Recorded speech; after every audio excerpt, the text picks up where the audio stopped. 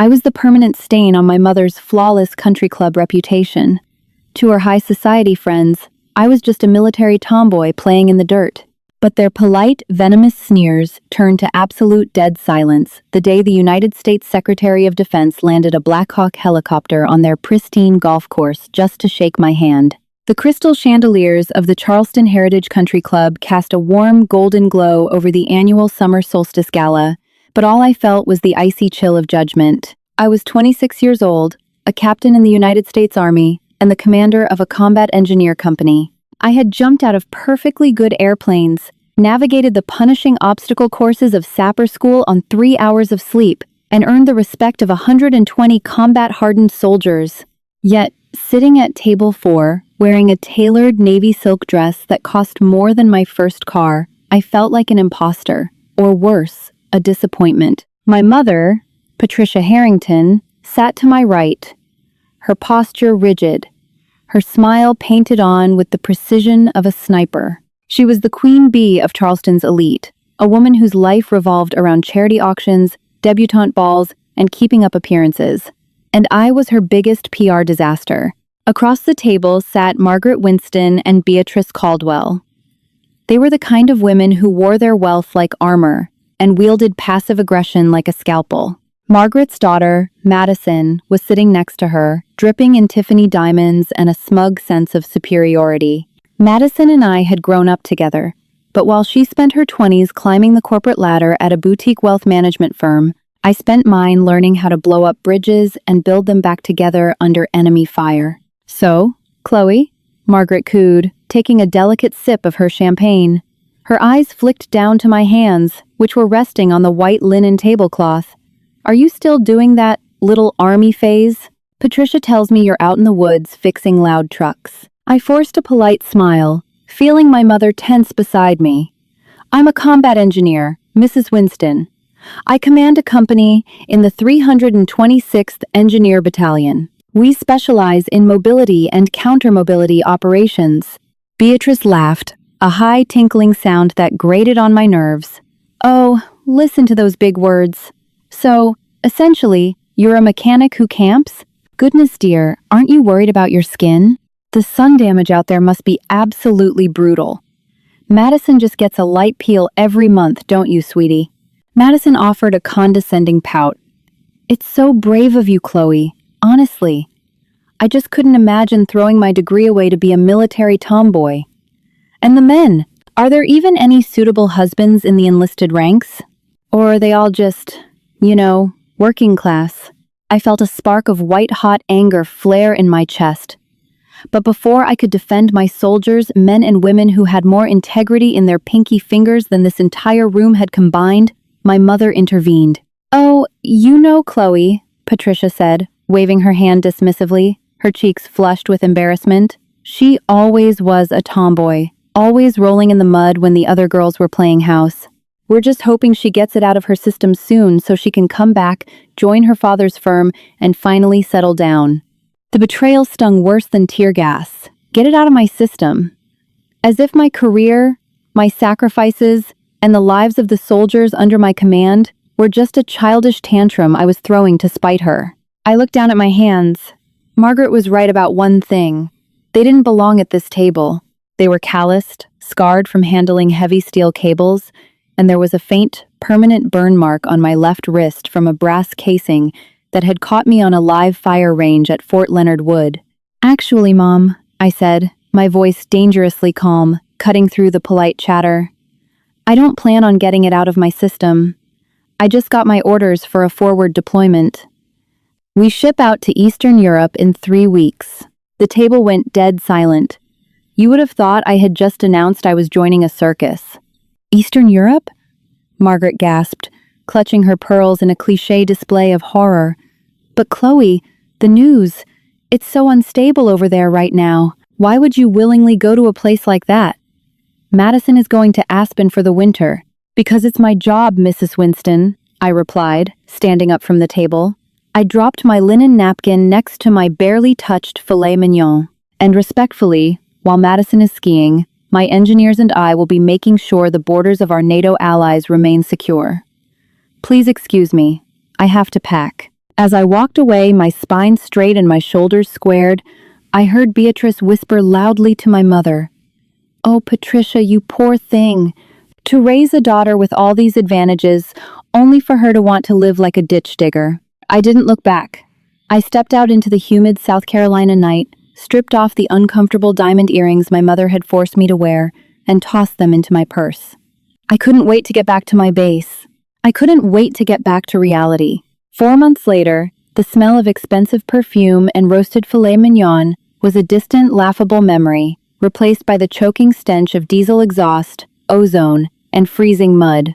It was mid-November, and we were stationed at a highly classified forward operating base near the Suwałki Gap, the notoriously vulnerable, narrow strip of land connecting Poland and Lithuania, sandwiched tightly between Belarus and the heavily militarized Russian exclave of Kaliningrad. The geopolitical tension in the region was a powder keg, and someone had just lit a match. For the past week, a freak, historic storm system had battered the region, dumping freezing rain and sleet that turned the terrain into a nightmare. But the weather was the least of our problems. At 0200 hours, the siren blared through the makeshift barracks. I was out of my cot, boots laced, and into the Tactical Operations Center, TOC, before the echo faded. Major General David Croft, the Regional Task Force commander, was standing over a digital topographical map, his face pale under the harsh fluorescent lights. "Captain Harrington," he barked as I entered, saluting sharply, "we have a catastrophic situation. 30 minutes ago, the primary dam holding back the Vistula tributary collapsed."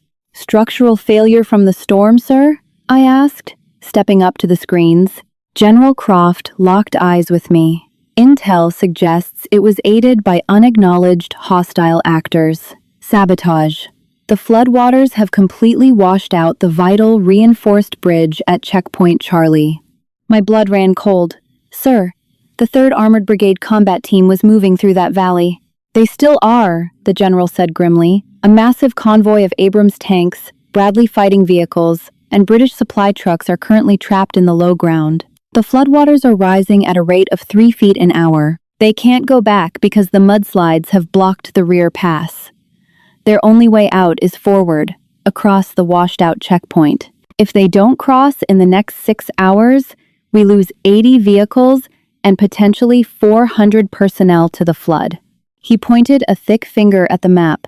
"To make matters worse, drone swarms unmarked, but we know who they belong to, are circling the trapped convoy. They're watching, waiting for us to fail so they can capture the propaganda of a drowned NATO force." "Harrington, your engineering company is the only unit within striking distance that has the heavy equipment to bridge that gap." "What's the span, sir?" 120 feet. The banks are unstable mud. Can you get an armored vehicle launched bridge, AVLB, across it?" I did the math in my head.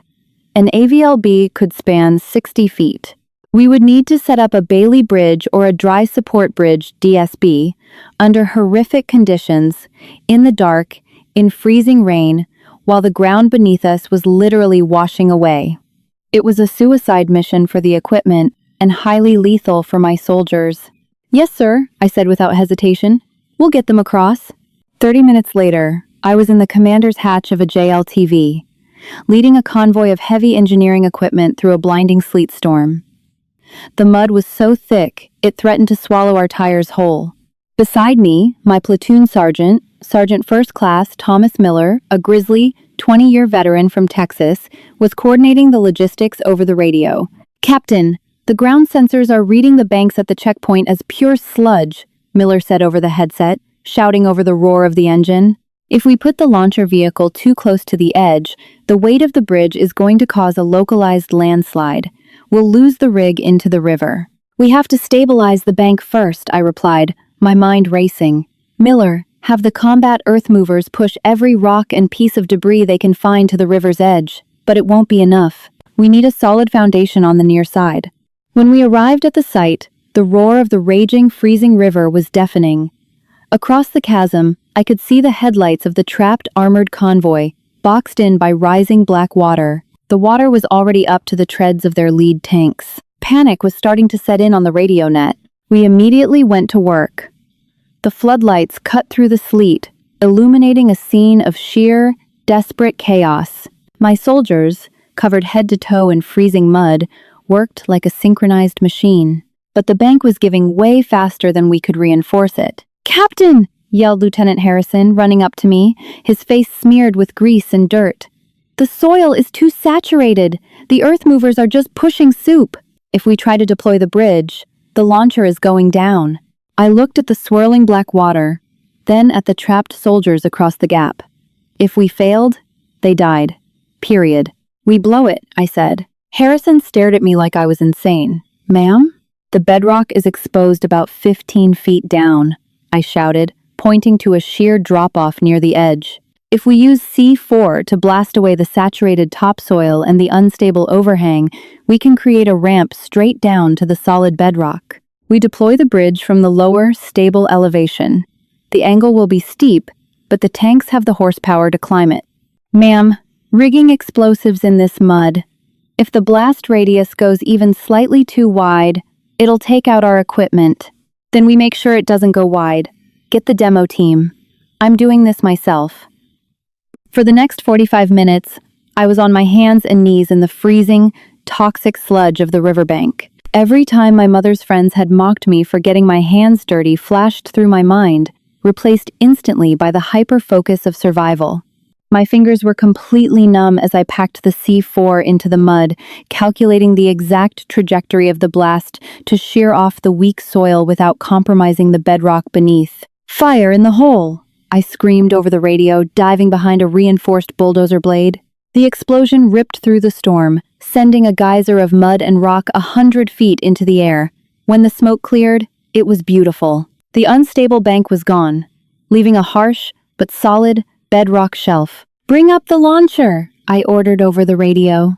The massive tactical truck roared forward, positioning itself on the newly formed shelf. Slowly, agonizingly, the hydraulic arm extended the massive metal bridge across the raging water. But then, disaster struck. With a horrific metallic snap, the secondary winch cable on the launcher snapped. The bridge, halfway extended, lurched violently to the side, hanging precariously over the river. "Hydraulics are failing!" the operator screamed over the comms. "The wind and the shift just killed the stabilization. If I don't retract it, the whole rig is going into the river." "Do not retract," I yelled. If he pulled it back, the bridge mechanism would jam, and we'd be out of time. I looked at the massive steel pin that needed to be manually locked into place on the side of the bridge to stabilize the hydraulic arm. It was dangling out over the freezing water. I didn't think. I just moved.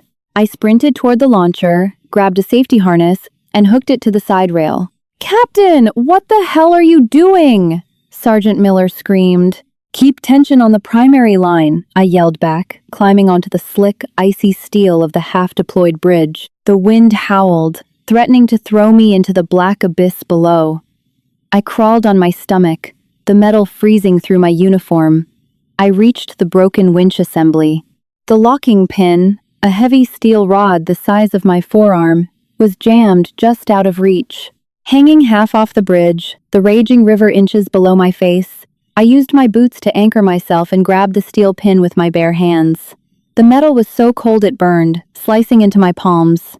I could feel the bridge groaning, inches away from tearing off its hinges and taking me with it. "Madison doesn't have the time to get her hands dirty," Beatrice's voice echoed in my head.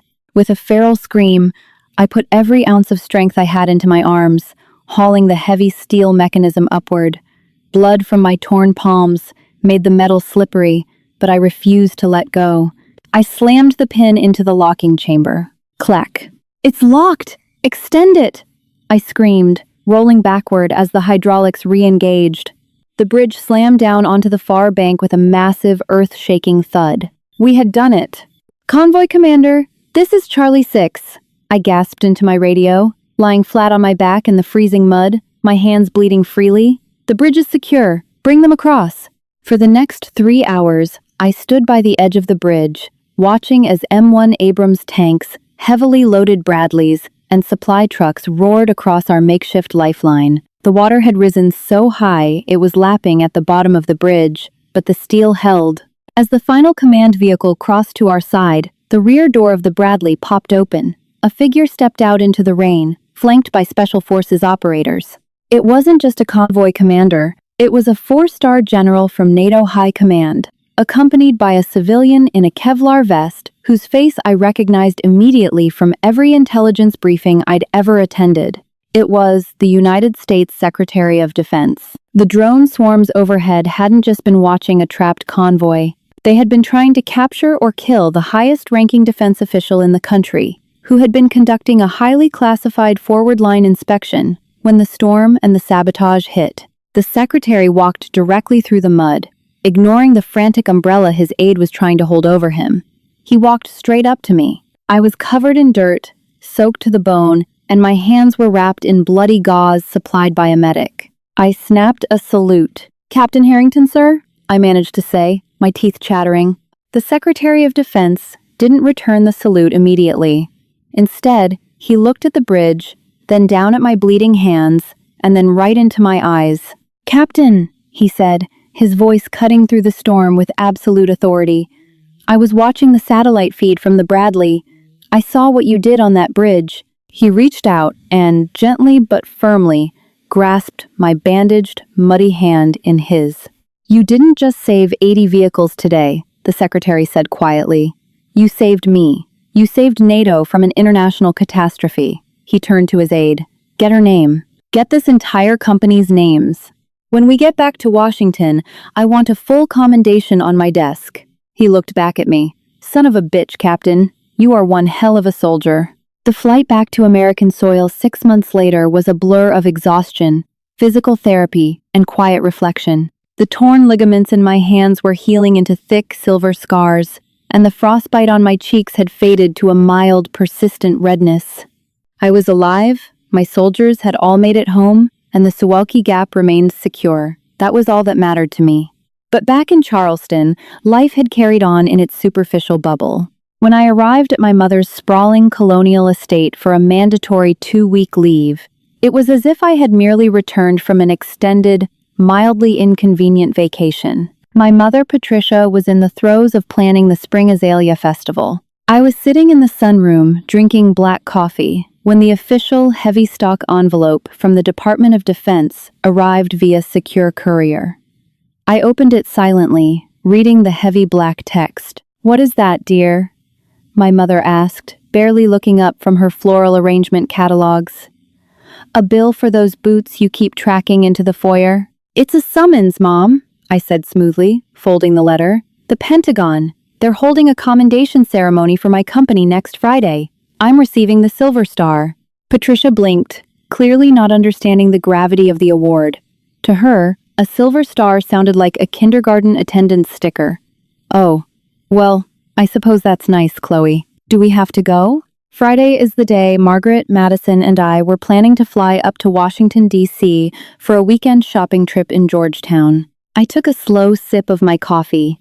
You don't have to go, but families are invited. A week later, I found myself standing in the sprawling, marble-floored concourse of the Pentagon.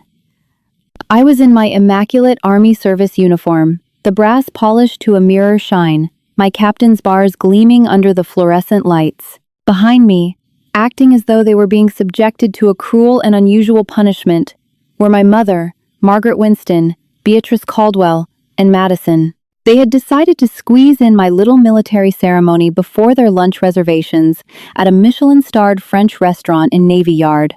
They were dressed in pastel Chanel tweed suits and gripping Hermes Birkin bags, looking around the highly secure military installation with expressions of profound distaste. "Honestly, Patricia," Margaret sighed, tapping her designer heels against the polished floor as a pair of stern-faced military police officers meticulously checked their IDs. "I don't know why they need this much security for a simple metal pinning. It's not like the president is here. We are going to completely miss our slot at the boutique." "I know, Margaret. I know," my mother whispered apologetically. "We'll just sit in the back, clap when Chloe gets her little certificate, and slip out. It'll take 20 minutes. Madison was busy filing her nails, thoroughly unimpressed by the heavy military presence. Chloe, are there at least going to be some decent hors d'oeuvres? If I'm missing the Georgetown trunk show to watch you get a badge for fixing trucks in the mud, I expect champagne. I didn't say a word. I just turned and handed my military ID to the guard. Right this way, Captain Harrington, the heavily armed guard said, his voice dropping into a tone of deep, unmistakable reverence. He snapped a crisp salute. Congratulations, ma'am. It's an absolute honor to have you here. Margaret frowned, clearly confused by the guard's sudden shift in demeanor. But the real shock was waiting for them on the other side of the heavy oak doors.